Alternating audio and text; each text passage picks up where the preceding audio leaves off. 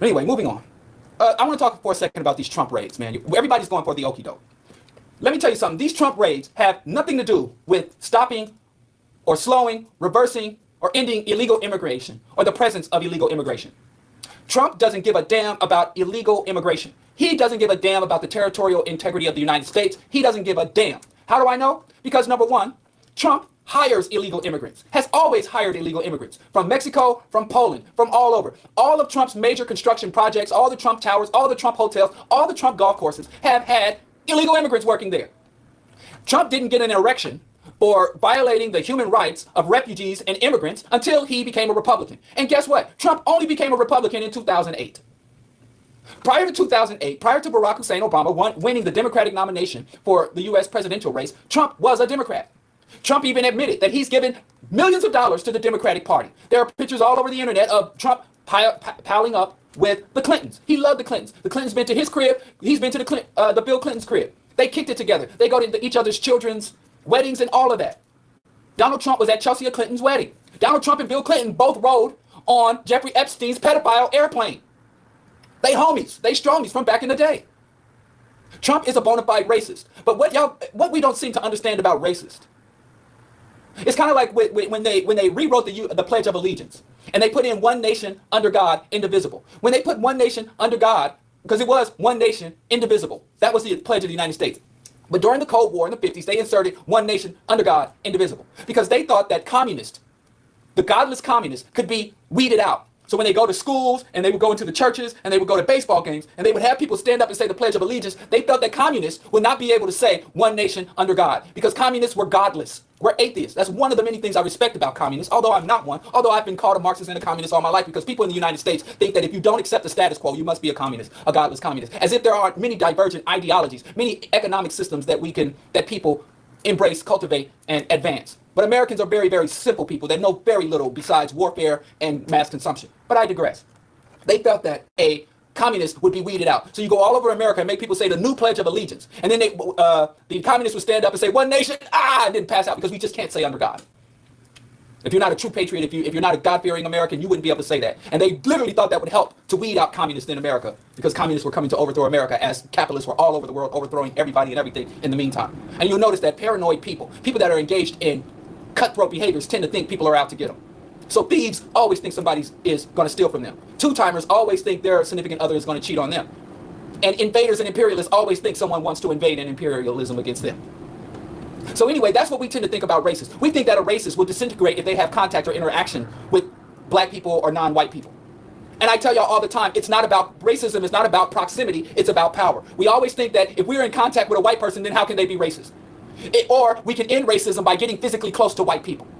And that racists will not hire a black employee, will not marry a black spouse, will not enjoy black music or native music or Mexican food. Racist, that is not what racism and racists are about. Racists seek race-based power over other people. When racists have power, they can be as racist as hell and hand over their little white babies, their little Aryan babies, over to a black woman to suckle that white child at their breast. So it's not about proximity, it's about power. And I have to keep driving that home.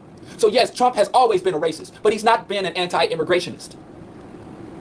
I'm sure when Trump was on the pedophile plane with Epstein, if there was a black child or a Latino child or an Asian child, he'd pick any one of them. He didn't just go after the white children when he was hanging out with Jeffrey Epstein at his mansion on his pedophile island or flying around in Jeffrey Epstein's pedophile plane. So anyway, these raids have nothing to do with really curbing immigration.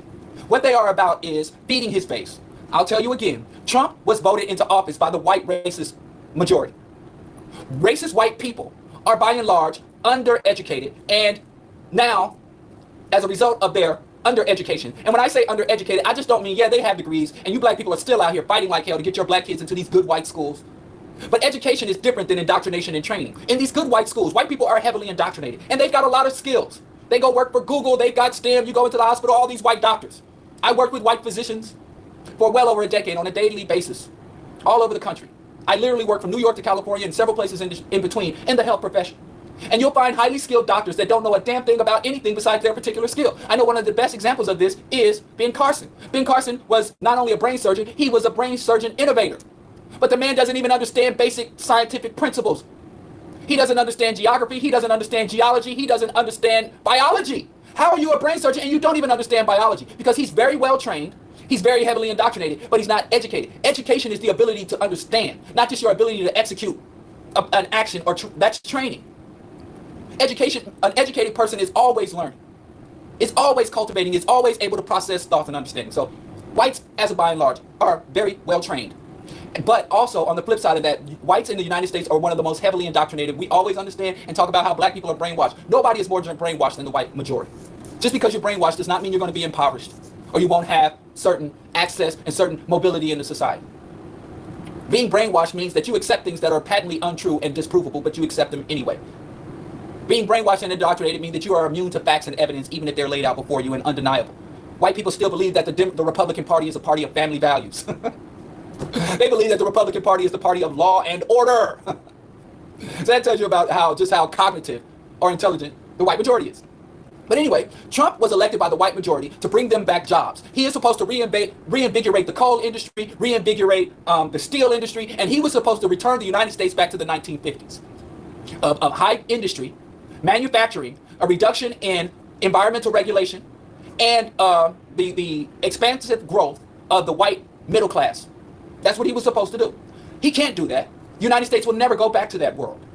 So what Trump is trying to do is, since I couldn't fulfill my economic agenda, my economic commitments and promises to the white masses, what I can do easily is fulfill my cultural program and my demographics program. So I can't return the post-World War II New Deal economic prosperity to the white, what they call the baby boomers. I can't do that. But what I can do is give them a spectacle. And so we're coming up on an election year, and Trump cannot run on his economics. Even though Wall Street is doing great, you still have farms. White farmers are losing a lot of money. And Trump has been bribing white farmers and buying white votes all over the Midwest. Go back and listen to the Diallo archives, where I keep telling y'all the numbers, the billions and billions of dollars that they're just dropping. They're literally dropping billions of dollars from Air Force jets in Iowa, Nebraska, Kansas.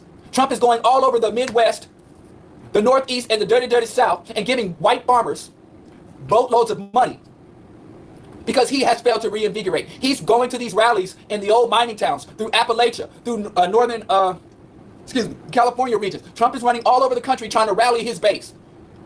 And he has done nothing to advance the promises he made to them in economics. The only people he's kept his economic promises to are the white 1%. Trump has done more to benefit Barack Obama, Snoop Doggy Dogg, Puff Daddy, and Dr. Dre. Trump has done more for Snoop Dogg and Barack Obama and Oprah Winfrey than he's done for the red-blooded trailer park redneck economically. He's benefited the economic 1%. Trump's economic policies do more to benefit Jay-Z than they do Hoss and Billy Bob. And Trump cannot get elected without Hoss and Billy Bob, even though secretly Puff Daddy and a lot of these other celebrities who come up with these voter die plan paying even 50 cents, they voted for George W. Bush, and they tend to vote Republican because they know Republicans are going to cut and slash their taxes and allow them to keep more of their fiat unearned stolen currency. But that's another whole nother topic. So anyway, the whole point of this Trump raid is to distract the white masses from the fact that Trump has sold them out economically. Trump did not drain the swamp. Trump brought a whole bag of mosquito eggs and dumped it into the swamp and increased the level and brought a whole bucket of leeches and dumped more leeches into the swamp. So the swamp that is the corrupt Washington, D.C., the corrupt federal government under Trump has become more corrupt, more parasitic. There is more theft of the people's revenues and the people's resources taken away from the people and redistributed amongst the elites. So Trump can't run on economics. Trump can't run on his military record. Remember Trump said he was going to do away with ISIS in 2 months, and ISIS has expanded? Remember Trump said he was going to pull out of Iraq, pull out of Afghanistan, pull out of Libya, and end the Syrian conflict and all of that, and Trump has lost? Remember Trump said he was going to subdue North Korea? Remember Trump was supposed to punk Iran? Even Trump was going to crush Cuba. All of Trump's military adventures, all of Trump's military and international policies have been crushed. Every time Trump goes on an overseas trip, he makes an absolute fool of himself. The UN Assembly literally laughed in his face. So on an international scale, and you'll notice, go back and watch the feeds, go look at C-SPAN, how Trump demeanor changes when he's abroad. When Trump is walking around in his redneck trailer park rallies, and people are MAGA and build that wall and lock her up, he's got a certain swagger. But when he goes overseas, go look at when he went to Saudi Arabia. His shoulder slumps down to it. All that braggadocio and all that bravado is gone. He's a punk. He's a chump. He's a sucker. Like most bullies and racists are. Like Malcolm X said, the Klan is cowards. One of them never come after one of you. So he humbles himself. So anyway, all this ICE raid stuff is the fact that he didn't do economics, he didn't do military, all the nonsense he was spewing to the white majority has fallen on his face. And the only thing he has done, and the only promise he has kept to the white majority is racism. That's all he's got for them. He's got nothing else for the white majority. But fortunately for him, that's more than enough. White people will starve their babies if it means they get to, stick it to the liberals and stick it to the coloreds and stick it to the foreigners and stick it to the Muslims. White people will sacrifice their own well-being in order to attack us. They've done it throughout history. And the white majority know this. So Trump is doing ICE raids. Number one, the thing about a raid, I lived in the black community in the 80s and early 90s when they first militarized the police, when they set up these crash units, and when they first started giving the police all these demilitarized military equipment. And they literally took tanks, and they took the big gun on the tank, and they put a steel flat peg, and they were ramming into people's houses. These SWAT teams, special weapons and tactics teams of the local police department, were running up on people left and right every day. And I lived in a housing project, and they just kicking in random people's doors all over my housing project, all through neighborhoods. I literally would get on my bus because I had an aunt who paid for me to go to private school. So I had to get up earlier than everybody else in the ghetto, put on this corny ass uniform, and then go get out on the bus because, I couldn't catch the city bus. I had to go out and go all the way to the other side of town to go to this damn private school. And on the way there are many times I'd see these raids happening, these early morning raids while I'm sitting on the bus. And I see them running up in random poor black people's house. They got babies in diapers out in the cold. They got mothers, fathers, aunties, cousins, grandmas, all in handcuffs, lined up. Got people on their knees on the concrete, sometimes in the heat, sometimes in the winter. I'd see these raids happen all the time. And one thing about the raids that I learned growing up in a community under siege during Bill Clinton's drug war and Ronald Reagan's drug war, I came up under Reagan, Bush 1.0, and Bill Clinton's height of their drug wars. That's when I was growing up in grade school and high school. They never announced it ahead of time. When the feds come to your door, they never announce ahead of time. There was one time they came. Fortunately, they didn't kick in our door. But one time the police bum rushed our home, and they were looking for one of my uncles. But it wasn't a drug raid. It was about some theft of some contractor's equipment. I ain't gonna snitch on my uncle. He didn't. He was detained, questioned, and released. But the one time they came to our house, they didn't announce we're going to this house. We're coming after. They never announced raids ahead of time. If a police agency, I don't care if it's your local cops, the feds, the ATF, the DEA, or ICE, if they are announcing ahead of time that they're going to bum rush your show, that they're coming to get you, or doing a nationwide raid, it has nothing to do with law enforcement. It has everything to do about media and propaganda and psychological warfare. And that's what this is. This is red meat for his base. This is Trump saying, hey, I kept a promise to you. I told you I was going to put the niggas back in their place. And the way he put black folks back in their place, talking about shithole countries, he's doing everything he can to undo all of Obama's policies, and he's disrespecting the Obamas at every turn.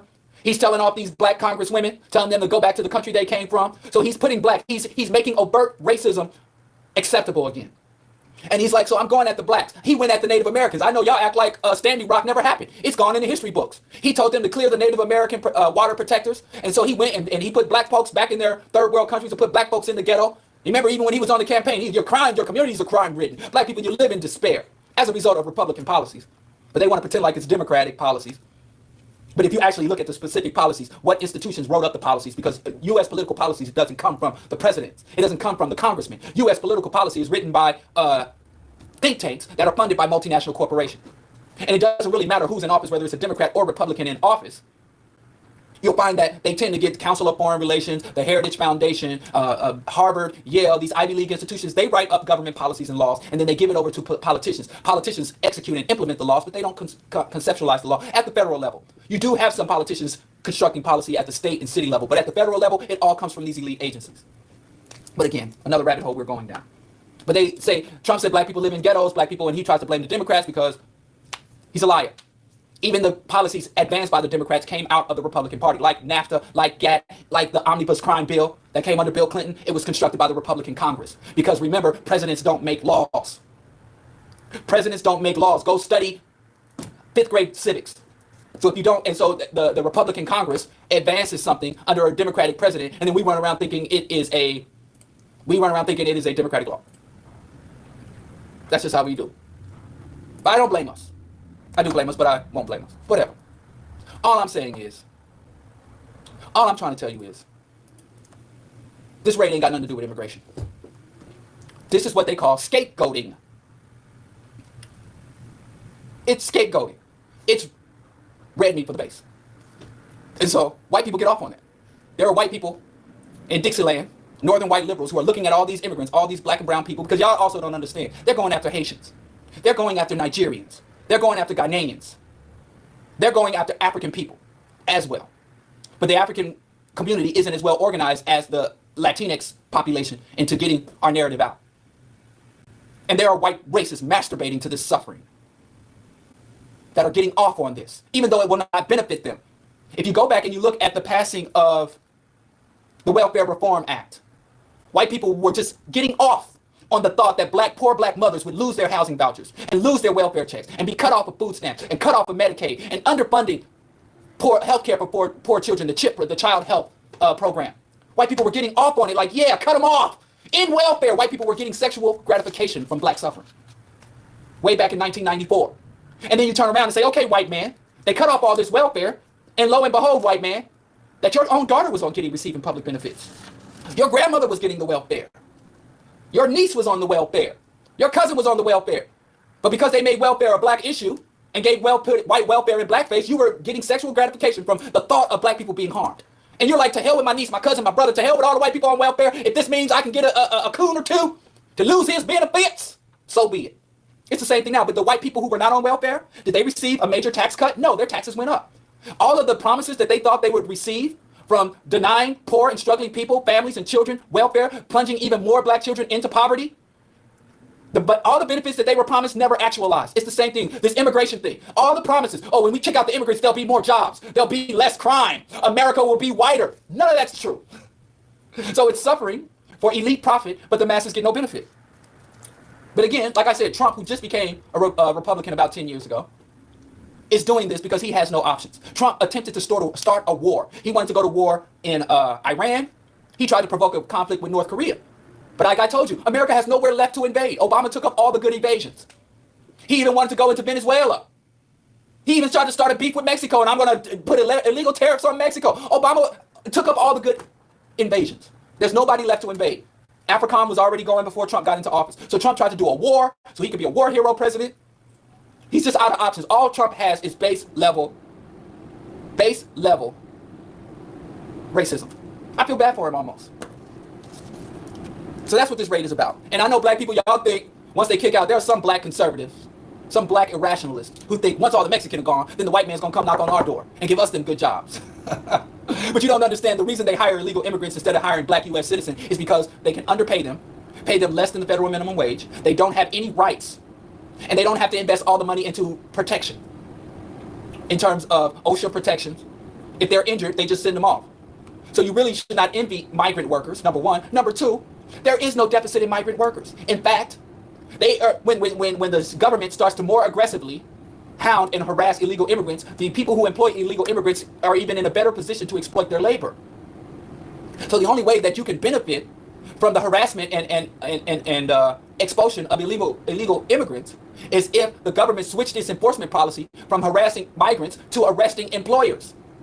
When major employers of illegal immigrants like Donald Trump, if Donald Trump gets arrested, if they find he's got an illegal immigrant working at his Mar-a-Lago resort, like he did, had several illegal immigrants working at his Mar-a-Lago resort, if they arrested Trump, because that's what they do in Europe. They focus on the employers, not the workers. Just like in Europe, they focus on, for illegal prostitution, they don't focus on the prostitute, they focus on the people buying the sex, the people who create the market. But anyway, that's the only way you could even conceptualize gaining some benefit from oppression. But let me tell you this, when you turn to oppression to help relieve your oppression, because guess what? In Nazi Germany, many Jews were enthusiastic when they saw the emerging Nazi party going after the communists. Because as you know, many of the Jews were bankers and merchants, right? And the communists wanted to take away the wealth and private property of the bankers and the merchants. So the Jews were like, yeah, get those bankers. And also, the Nazis targeted the disabled, and they targeted the homosexuals. And if you read the Torah, and you know Leviticus, you know they don't like that. So many of the Orthodox Jews, many of the early policies of the Jews, of the Nazis, were embraced by the elite Jews and Jewish conservatives and even Jewish Orthodox. You can't make this stuff up. There are many Jews like, yeah, you know, we've had our problems with the Nazis, but by and large, the Nazis are getting things done. They're making the trains run on time. They're getting rid of these anarchists and these communists and these people who want to get in the way of our economic interests. But let me tell you something about oppressive, genocidal regimes. They always level up. They are not self-regulating. It's like cancer. It's like losing weight with cancer. I want to lose weight. So when I get malignant cancer, I lose a lot of weight. And I've been wanting to lose weight for years. That's how, when you get jobs, when you bring employment to the black community by violating the human rights of refugees.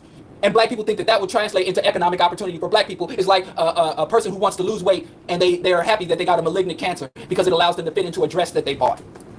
Or a pair of jeans that they bought. Or they can wear their old denim slacks from high school because I've lost 30 pounds since I developed this cancer. But let me tell you something. After ICE and after all the camps, after all the resources used to basically expel the refugees and the migrant population, do you think they're going to decommission? You think all those ICE agents are going to resign from their position? All they ever do is just find a new group of people to harass and murder. So that's what these ICE raids are all about. And speaking of the ICE raids, let me give a shout out to the late Willem Van Sporen, who is a anarchist, leftist, John Brown revolutionary.